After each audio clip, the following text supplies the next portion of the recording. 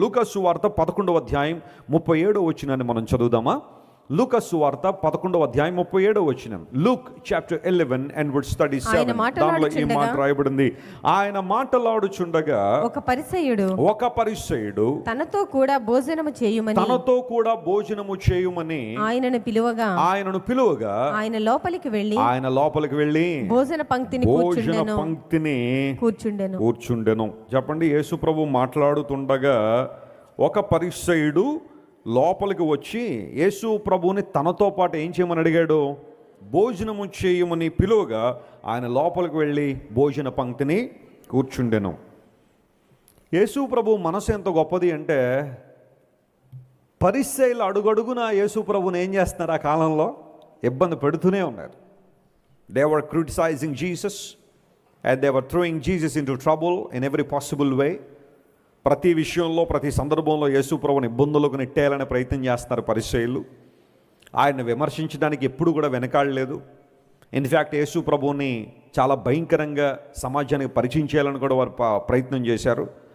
అలాంటి పరిసయ్యుడు వచ్చి యేసు ప్రభుని మా ఇంటికి భోజనానికి రా అంటే యేసు ప్రభు ఏం చేశారట? భోజనానికి వెళ్ళారట ఆయన. అంటే ఇక్కడ మనం నేర్చుకోవాల్సిన పాఠం ఏంటి అంటే, అతి తీవ్రమైన విమర్శ చేసేవాళ్ళు కూడా ప్రభువుని ఆహ్వానించినప్పుడు ఆయన వారి ఇంటికి వెళ్ళాడు. కారణం ఏంటో తెలుసా? వారి పాపాల్లో పాలు పంపులు పొందాలని కాదు, కానీ వారిని ఆ పాప బంధకాల్లోంచి ఏం చేయాలని? విడుదల చేయాలని మొదటి అంశం. లేదా ఆయన అక్కడ ఒక విశిష్టమైన వర్తమానం ఏదో, సందేశం ఏదో చెప్పాలని యేసుప్రభు ఆ ప్రాంతానికి వెళ్ళారు. పరిసయ్యుడు మా ఇంటికి రా, నువ్వు భోజనం చేయాలి అని ఇంకా మాట్లాడుతున్నారట. ఇక ముగించలా.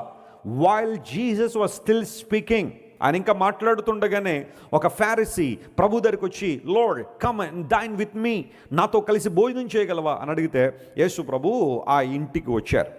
రాగానే జరిగిన విషయం ఏంటో తెలుసా? యేసు ప్రభు సరాసరి వెళ్ళి భోజనం బల్ల దగ్గర కూర్చున్నారు భోజనం కోసం. అప్పుడు ఈ పరిసయ్యునికి ఒక సందేహం కలిగింది. అదేంటో తెలుసా? సందేహం కాదు, ఒక మాటలో చెప్పాలంటే అసహ్యమే కలిగింది.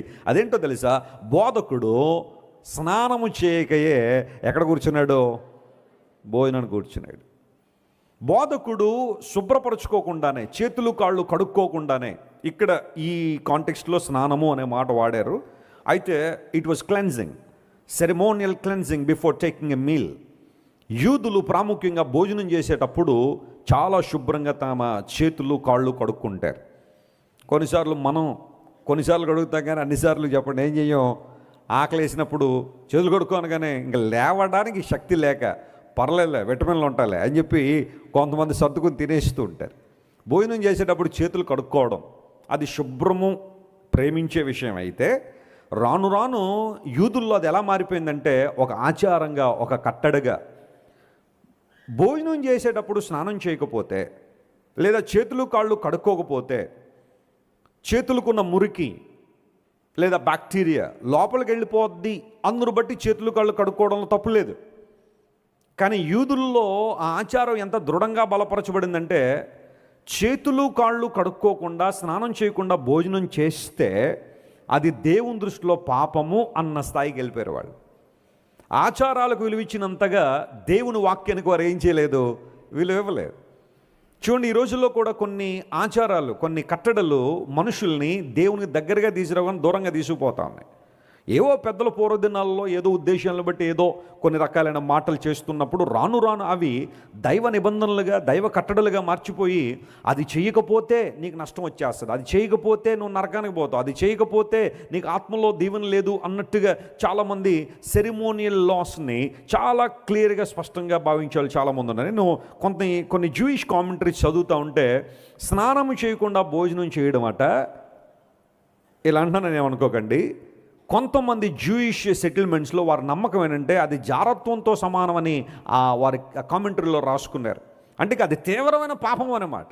ఏ కారణం చేత అయినా భోజనం చేసే ముందు స్నానం చేయకపోతే, లేదా చేతులు కాళ్ళు కడుకోపోతే ఇంకా అది భయంకరమైన పాపం.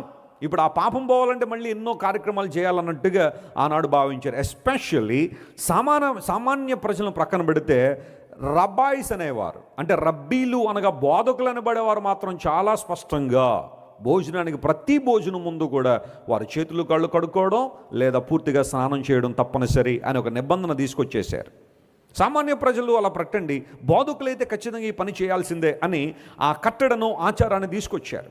అయితే గమనించిన దేవుని ప్రజలారా, లేఖనం సెలవిస్తూ ఉంది, యేసు ప్రభు వారు ఆయనకి తెలియదా చేతులు కడుక్కోకూడదని, చేతులు కడుక్కోవాలని ఆయనకు తెలియదా, కాళ్ళు కడుక్కోవాలని తెలియదా? మరి సరాసరి ఎందుకైనా భోజనం బల్ల దగ్గర కూర్చుండిపోయాడంటే అక్కడ ఆయన ఒక పాఠం నేర్పించాలన్నాడు వాళ్ళకి.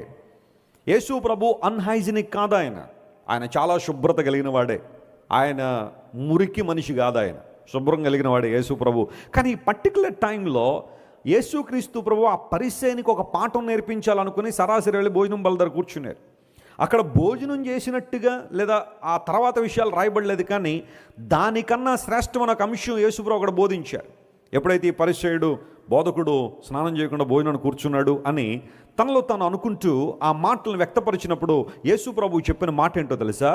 మీరు గిన్నెను వెలుపల శుభ్రపరుస్తున్నారు కానీ లోపల మీరు ఏం చేయట్లేదు, శుభ్రపరచట్లేదు. గిన్నె అంటే అక్కడ మానవ హృదయాన్ని యేసుప్రభు మాట్లాడుతూ, చాలామంది మనుషులు ఈ రోజుల్లో మానవ హృదయాన్ని, మానవ జీవితాన్ని పైన శుభ్రపరుస్తున్నారు కానీ అంతరంగాన్ని అలాగే ఉంచేశారు. అంతరంగం క్లీన్గా లేదు, అంతరంగం శుభ్రంగా లేదు. యేసుప్రభు మాట్లాడుతున్నారు, మీ అంతరంగము, ఇంగ్లీష్లో 2 మాటలు వాడబడ్డాయి, your cup has been filled with greed and wickedness అనే మాట వాడారు. అక్కడ మీ హృదయాలు దురాశతోనో, రెండవది భక్తిహీనతతోనో, దుష్టత్వంతోనో నింపబడ్డాయి. దాన్ని తెలుగులో ఏమని ట్రాన్స్లేట్ చేశారంటే మీ అంతరంగము దోపుతోనో ఆ తర్వాత చెడుతనముతోనో నిండి ఉన్నది అనే మాట. దోపుతోనూ చెడుతనంతోనూ, ఇంగ్లీష్లో గ్రీడ్ అండ్ వికెడ్నెస్ అనే 2 పదాలు యేసుప్రభు వాడారు. చాలామంది ఈ రోజుల్లోనట, జాగ్రత్త వినండి అందరూ, 2 రకాల అనుభవాలు కొంతమందిలో ఉంటాయి. కొంతమంది ఏమంటారంటే దేవుడు మన పై రూపాన్ని చూడడు కానీ అంతరంగాన్ని మాత్రమే చూస్తాడు అని అనేవాళ్ళు కొంతమంది ఉన్నారు ప్రపంచంలో. అందును బట్టి అంతరంగం ఆయన దృష్టిలో పరిశుద్ధంగా ఉంటే చాలు, పై రూపం ఎలా ఉన్నా పర్లేదు, పైకి మనం ఎలా చేసినా పర్వాలేదు అని జీవించేవాళ్ళు కొంతమంది. కొంతమంది ఎలా ఉన్నారు అంటే దేవుడు వెలుపల మాత్రమే మమ్మల్ని చూడగలడు, లోపల మమ్మల్ని ఏం చేయలేడు, చూడలేడు అని అనుకునేవాళ్ళు కొంతమంది ఉన్నారేమో.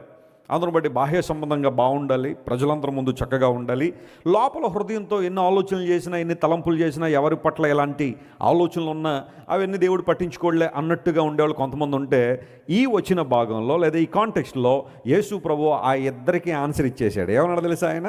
ఆ మాటను చదువుదాం చూడండి. 40వ వచనం మనం చదివితే చాలా important words in that chapter, Luke chapter 11 and verse 40. అవివేకులారా, వెలుపలి భాగమును చేసినవాడు లోపలి భాగమును చేయలేదా? అందరూ ఈ మాట నాతో చెప్పండి. వెలుపలి భాగమును చేసినవాడు లోపలి భాగమును చేయలేదా? అంటే ఇప్పుడు నేను చెప్పిన 2 రకాల గుంపులకు ఆన్సర్ వచ్చేసిందా లేదా? ఇక్కడ కేవలం దేవుడు అంతరంగాన్నే చూస్తాడు, వెలుపల మనం ఎలా ఉన్నా పర్లేదు అనుకున్న వాళ్ళకి దేవుడు సందేశం ఇచ్చాడు. లేదా వెలుపల మాత్రం బాగుంటే చాలు, శాస్త్రులు పరిచయాలుగా శుభ్రతను ప్రేమించి, పరిశుభ్రతను ప్రేమించి, చేతులు గాళ్ళు కడుక్కొని, తలకాయ కడుక్కొని, శరీరం అంతా చక్కగా కడుక్కుంటే చాలు, మనం హ్యాపీగా సంతోషంగా దేవునిలో ఉన్నట్టే అని అనుకుంటున్న శాస్త్రులు పరిచయాలు కూడా దేవుడు ఇచ్చిన సందేశం, వెలుపల భాగమును చేసిన వాడు లోపల భాగమును చేయలేదా? అంటే నీ అంతరంగాన్ని చూడగలిగిన వాడు బాహ్య రూపాన్ని కూడా చూడగలడు, నీ బాహ్యాన్ని చూడగలిగిన వాడు అంతరంగాన్ని కూడా చూడగలుగుతాడు. అయితే ప్రాముఖ్యంగా దేవుని బిడ్డలు ముందు సరి చేసుకోవాల్సింది ఏంటి అంటే అంతరంగాన్ని ఏం చేయాలా? సరి చేయాలి. ఈ రోజుల్లో చాలామంది భక్తి కార్యక్రమాలు, పై కార్యక్రమాలు చేస్తూ బాహ్య రూపాన్ని సరి చేసుకోవాలనే ఆలోచనలో ఉన్నారు. పైకి బాగుంటే చాలు, చక్కని వస్త్రాలు వేసుకుంటే, చక్కగా సిద్ధపడితే, చక్కని సువాసన వచ్చే పెర్ఫ్యూములు కొట్టుకుంటే, మంచిగా తల దువ్వుకుంటే, చక్కగా చేతులు కాళ్ళు పరిశుభ్రంగా ఉంచుకోగలిగితే, ఆలయాలకు వెళ్ళేటప్పుడు, ప్రార్థనా స్థలాలకు వెళ్ళేటప్పుడు, లేదా వారి మందిరాలకు వెళుతున్నప్పుడు కొంతమంది అతి తీవ్రంగా ప్రయాసపడతారు చేతులు కాళ్ళు కడుక్కోవడానికి. కొన్ని మత శాఖల వారు, నేను పేర్లు మెన్షన్ చేయను కానీ, వారు వెళ్ళేటప్పుడు కనీసం కొన్ని నిమిషాలు ఈ క్లెన్జింగ్ వాడతారు. అక్కడున్న వాటర్ పాట్స్ దగ్గరికి వెళ్ళి, లేదా ట్యాప్స్ దగ్గరికి వెళ్ళి రకరకాలుగా తమ దేహాన్ని శుభ్రపరుచుకుంటేనే కానీ వారు ఆ ప్రార్థనా స్థలంలోకి వెళ్ళరు. ఎందుకంటే శుభ్రత లేకపోతే, చేతుల్లో కాళ్ళల్లో గనక మట్టి గనుకుంటే, ఆ గోళ్ళల్లో గనక మట్టి ఉంటే, ఆ మట్టిలో నుండి సైతాన్ ఎక్కడికి వచ్చేస్తాడట? లోపలికి వచ్చేస్తాడనే భావన వారికి ఉంది. చాలా చాలా శుభ్రంగా ఉండడానికి ప్రయత్నం చేస్తారు. మన భారతదేశంలో కూడా కొన్ని మత శాఖలు విపరీతమైన శుభ్రతను ప్రేమించే వాళ్ళు ఉంటారు. ఉదయాన్నే లేవగానే ఇంటిని శుభ్రపరుచుకునేవారు. ఆ తర్వాత కొన్ని రకాలైన ఆచారాల వ్యవహారాలతో కొన్ని రకాల పదార్థాలను తీసుకొచ్చి ఇంటిని శుభ్రపరిచేవారు. ఎవరైనా వారికి తెలిసి తక్కువ కులస్తులు అనబడేవారు కనుక వారి ఇంటి ముందు వెళ్తే పసుపు నీళ్లు జల్లుకునేవారు. లేదా ఎవరైనా తమకు ఇంటి దగ్గరికి వచ్చి భోజనం చేస్తే వారు తక్కువ కులస్తులని ఆ తర్వాత తెలిస్తే ఆ స్థలాన్ని పేడతో అలికేసేయాలి. అంటే ఆ వ్యక్తికి ఆవు పేడకున్న విలువ కూడా లేదన్నమాట. ఆ వ్యక్తి అక్కడ కూర్చున్నాడు కాబట్టి ఆ ప్రాంతం మైలుపడిపోతే ఇప్పుడు ఆవు పేడను, కౌ డంగ్ తీసుకొచ్చి దాంతో అలికితేనే కానీ మాకు ఆ మైలు పోదని చెప్పి అలుక్కునే వాళ్ళు కూడా చాలామంది ఉన్నారు. ప్రియులరా గమనించండి, నేను ఒక వాట్సాప్లో వీడియో చూస్తుంటే ఎన్నో ఇలాంటి కార్యాలు జరుగుతూనే ఉన్నాయి. మైల పడిపోతాం, పలానా వ్యక్తుల నుండి మాకు కీడంటూ పోద్ది, పాపం అంటూ పోద్దనే ఆలోచన పూర్వదినాల్లో మన దేశంలో జరిగే ఇలాంటివన్నీ కూడా ఇప్పుడు కూడా బహుశా కొన్ని ప్రాంతాల్లో జరుగుతూ ఉండొచ్చేమో. నిమ్మన జాతులు వారు చెప్పులు వేసుకోవడానికి లేదు కొన్ని ప్రాంతాల్లో. ఎవరైనా పెద్ద వ్యక్తుల ఇండ్లు దాటి వెళ్ళేటప్పుడు చెప్పులు తీసి సంకలో పెట్టుకుని వెళ్ళాలి చాలామంది. ఎందుకోసం తెలుసా? ఆ వ్యక్తి చాలా ఉన్నతమైన కులానికి చెందినవాడు, అతని ఇంటి ముందు మేము చెప్పులు వేసుకోవడానికి కూడా వీల్లేదని చెప్పి ఆ చెప్పులను పట్టుకుని వెళ్తూ ఉంటారు కొంతమంది. పూర్వదినాల్లో ఎవరైనా నిమ్మన జాతులు వారు, తక్కువ కులాలు అనబడినవారు ఓ ప్రాంతం నుండి మరో ప్రాంతానికి వెళ్ళాలంటే ఖచ్చితంగా వారు వెనకాల తాటేకు కట్టేవారు. ఆ తాటేకి ఎందుకు కట్టాలి అంటే వారు వెళుతున్న ప్రాంతం అంతా కూడా వారు నడుస్తున్నప్పుడు ఆ పాదముద్రలు ఆ తాటేకు చెరిపేయాలి అప్పుడే. లేదా ఆ పాదముద్రలో ఎవడైనా కాలు వేసాడంటే వాళ్ళు కూడా మైలుపడిపోతారు. మాట్లాడేటప్పుడు తుంపర్లు పడకుండా ఉండాలి అంటే ఒక వ్యక్తి యొక్క ఆ పెదాలు చూడకూడదని చెప్పి మూతికి ముంతగట్టేవారు, వెనకాల తాటే కట్టేవారు. ఎందుకు ఇలాంటివన్నీ అంటే బాహ్య సంబంధమైన శుభ్రత, బాహ్య సంబంధమైన పరిశుద్ధత కావాలని ఆచారాలు ఇలాంటివన్నీ కూడా తీసుకొచ్చి సాటి వ్యక్తిని అవమానపరిచి, సాటి వ్యక్తి యొక్క స్థానాన్ని తగ్గించి దేవుని రూపంలో దేవుని పోలికలో చేయబడిన మనిషిని అతి తీవ్రంగా హింసించారు. ఇప్పటికీ మన దేశంలో కొన్ని రాష్ట్రాల్లో జంతువులకున్న విలువ మనుషులకు లేదు. తెలుసా మీకు ఆ విషయం? ఒక జంతువును వారు విలువనిచ్చినట్టుగా మనిషికి విలువ ఎవరు వాళ్ళు.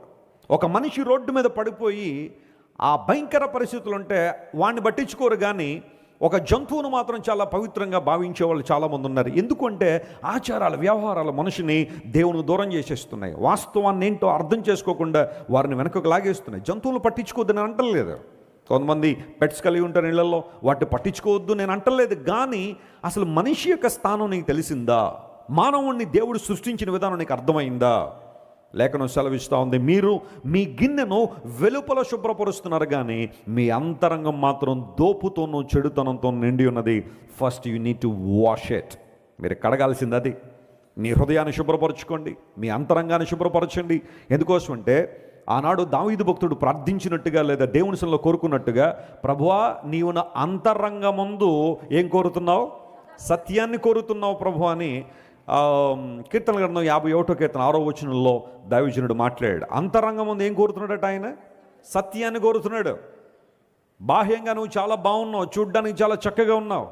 ఫర్ ఎగ్జాంపుల్ దావీదునే మనం తీసుకుంటే, David was the king of Israel at the time. 51వ కీర్తన రాసేసరికి దావీదు ఇశ్రాయేలుకు రాజుగా ఉన్నాడు. ఆయన రాజరికమైన అనుభవాలతలో ఉన్నాయి. రాజవస్త్రాలు ధరించుకున్నాడు, రాజభోజనం తింటున్నాడు, రాజ అంతఃపురంలో బ్రతుకుతున్నాడు. కానీ అతని అంతరంగం మాత్రం దారి తప్పిపోయింది. చేయకూడని పని చేశాడు. ఒక పాపాన్ని కప్పిపెట్టుకోవడానికి మరొక పాపాన్ని చేసి ఎట్టకేలకు నాతాను ప్రవక్త ద్వారా గద్దించబడినప్పుడు దావీదు దేవుని సన్నిధిలోకి వచ్చి మోకాళ్ళుని, అయ్యా నువ్వు అంతరంగం అందు ఏం కోరుతున్నావు? సత్యాన్ని కోరుతున్నావు. You may be looking so good outwardly, but what about your inward being? నువ్వు పైకి చూడడానికి చాలా చక్కగా ఉన్నావు, చాలా చక్కగా నీ జీవితం ఉంది, కానీ నీ అంతరంగం ఎలా ఉంది? ఒక వ్యక్తిని చూసినప్పుడు నీ ఉద్దేశం ఎలా ఉంది? వారి పట్ల నీ ఆలోచనలు ఎలా ఉన్నాయి? కొంతమంది పైకి చాలా చక్కగా పలకరిస్తారు ఒక వ్యక్తిని చూడగానే, కానీ లోపల ఆ వ్యక్తి మీద కుళ్ళు, లేకపోతే ద్వేషము, యావగింపు, అసహ్యము, ఆ వ్యక్తి స్థాయిని బట్టో, అంతస్తుని బట్టో, కులాన్ని బట్టో ఒకలాంటి ద్వేషం మనసులో పెట్టుకునే పైకి మాత్రం praise Lord brother, praise Lord sister, ఇది ఎవరో ఉద్యోగించినట్టుగా ప్రైజ్ లార్డ్ చెప్పకపోతే బాగోదన్నట్టుగా పైకి కనబడడానికి చాలా చక్కగా కనబడతారు, చాలా చక్కగా పలకరిస్తారు. కానీ బహుశా ఆ వ్యక్తి గురించిన ఒపీనియన్ నీ మనసులో బాగాలేదేమో. మనుషుల దృష్టిలో నువ్వు చాలా మంచివాడిగా, చాలా గొప్పవాడిగా, చాలా ఉన్నతమైన వాడిగా, భక్తిపరుడుగా, భక్తిపరురాలుగా, ప్రార్థనాపరుడుగా, ప్రార్థనాపరురాలుగా నువ్వు కనబడుతున్నావేమో, కానీ అదంతా నీ హృదయంలో లేదేమో. యేసు ప్రభు ఈ సందేశం చెప్పాలనే ఆయన ఇంకనూ మాట్లాడుతుండగానే అవి ప్రక్కన పెట్టి పిలిస్తే ఇంటికి వచ్చి కూర్చున్నాడు. అక్కడ ఒక సందేశం ఇవ్వాలని ఆశపడుతున్నాడు. పరిసయుడా, ఓ ఫూలిష్ మ్యాన్, అవివేకులారా అని యేసు ప్రభు సంబోధించాడు వాళ్ళు. ఎందుకు వారు అవివేకులు అంటే, బాహ్య సంబంధమైన శుభ్రతనే మీరు కోరుతున్నారు, కానీ అంతరంగం మీకు దేవునికి దూరంగా ఉంది కదా. మీరు అన్నింటిలోనూ దేవునికి ఇవ్వాల్సిన భాగాన్ని బాగానే ఇస్తున్నారు, కానీ మీ అంతరంగం దేవునికి దూరం అయిపోయింది కదా. దేవుని లేఖను సెలవిస్తూ ఉంది, ఈరోజు మన అంతరంగం శుభ్రపరచబడని దేవుడు ఆశిస్తున్నాడు.